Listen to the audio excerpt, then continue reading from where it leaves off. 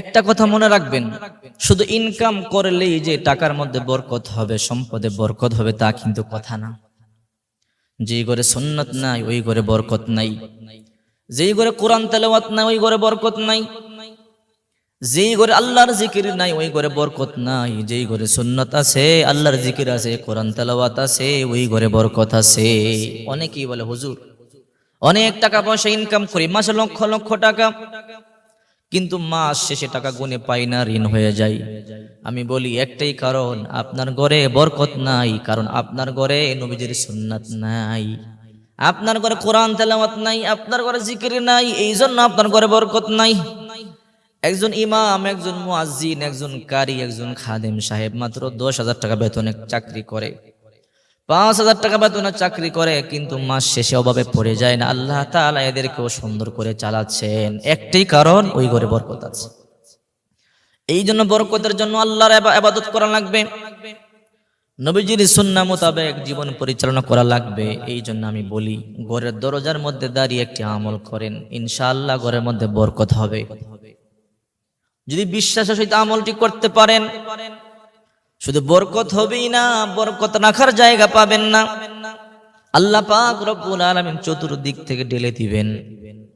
হযরত জাবের রাদিয়াল্লাহু তাআলা আনহু বলেন, বিশ্বনবী মুহাম্মদ রাসূলুল্লাহ সাল্লাল্লাহু আলাইহি ওয়াসাল্লাম বলেছেন, ঘরে প্রবেশকালে যে বিসমিল্লাহ বলে প্রবেশ করে, আল্লাহর নাম নিয়ে প্রবেশ করে, সালাম দিয়ে প্রবেশ করে, এবং খাবার সময় যখন বিসমিল্লাহ বলে আল্লাহর নাম নিয়ে খাবার খায়, ওই ঘরে শয়তান অবস্থান করতে পারে না। তখন শয়তান তার সাঙ্গপাঙ্গদেরকে বলে যে এই ঘরে তোমাদের আজকে খাবারের অবস্থাও নেই, সুযোগ নেই, এবং বাসস্থানেরও সুযোগ নেই। হযরত জাবের রাদিয়াল্লাহু তাআলা আনহু বলেন, বিশ্বনবী মুহাম্মদ রাসূলুল্লাহ সাল্লাল্লাহু আলাইহি সাল্লাম বলেছেন, যেই ঘরে প্রবেশকালে আল্লাহর নাম নেওয়া হয় না, সালাম দেওয়া হয় না, এবং খাবার কালেও আল্লাহর নাম নেওয়া হয় না, তখন শয়তান বলে এই ঘরে তোমাদের আজকে বসবাসের জায়গা, এবং এই ঘরে তোমাদের আহারের জায়গা। তখন মানুষ যখন খাবার খায়, শয়তানের সাথে খাবার খায়, বরকত কোত্থেকে হবে? মানুষ যখন ঘুমায় তখন শয়তানও ঘুমায়। এই জন্য ঘরে যখন ঢুকবেন সালাম দিয়ে প্রবেশ করবেন। আপনি কলিং বেল টিপ দিবেন, বিসমিল্লাহ বলে কলিং বেল টিপ দিবেন। দরজা দিয়ে যখন ঢুকবেন আসসালামু আলাইকুম ওয়া রাহমাতুল্লাহ বলে প্রবেশ করবেন।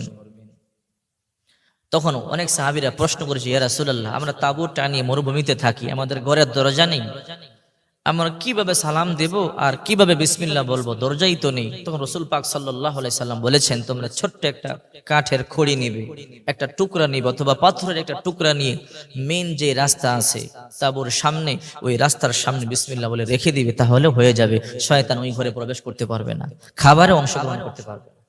এই সুন্নাহ আমরা মানি না, এই জন্যই তো আজকে আমাদের অভাব, অনটন, দুঃখ, দুর্দশার শেষ নাই। হযরত আবু মুসা আশআরী রাদিয়াল্লাহু তাআলা আনহু বলেন, বিশ্বনবী মুহাম্মদুর রাসূলুল্লাহ সাল্লাল্লাহু আলাইহি ওয়াসাল্লাম বলেছেন, যে ব্যক্তি ঘরে প্রবেশকালে এই দোয়া পাঠ করবে, ঘরের দরজার মধ্যে দাঁড়িয়ে এই দোয়া পাঠ করবে, আল্লাহুম্মা ইন্নী আসআলুকা খায়রাল মাওলাজি ওয়া খায়রাল মাখরাজি বিসমিল্লাহি ওয়ালাজনা ওয়া আলাল্লাহি রাব্বানা তাওয়াক্কালনা।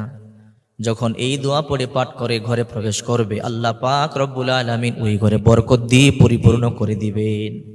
ঘরের দরজার মধ্যে দাঁড়িয়ে আপনি এই দোয়া পাঠ করেন, এই দোয়ার আমল করেন, এই দোয়ার আমল যদি করতে পারেন, দেখবেন আপনার ঘরে আল্লাহ বরকত ঢেলে দিবে। আর সুন্নাত মোতাবেক আপনি চলাফেরা করেন। আরেকটি আমলের কথা বলি, বিশ্বনবী মুহাম্মদ রাসূলুল্লাহ একজন গরীব সাহাবীকে একটি আমল দিলেন।